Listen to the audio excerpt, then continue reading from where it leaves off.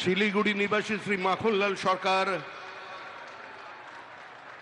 সবরই প্রতীক্ষার মতো দীর্ঘ প্রতীক্ষা ভারত কেশরী ডক্টর শ্যামাপ্রসাদ মুখার্জি, যিনি ভারতের সংবিধান এবং ভারতবর্ষের অখণ্ডতার জন্য এই বাংলায় জন্মগ্রহণ করে নিজের প্রাণ দিয়েছিলেন, যাকে কাশ্মীরের জেলে রহস্যজনকভাবে কার্যত খুন করা হয়েছিল, এবং তার সেই যাত্রার যিনি সহযোগী ছিলেন, সেই মাখনলাল সরকার ৯৭ বছর বয়স হয়েছে তার, তিনিও আজকের দিনে আমাদের এখানে এসে উপস্থিত হয়েছেন।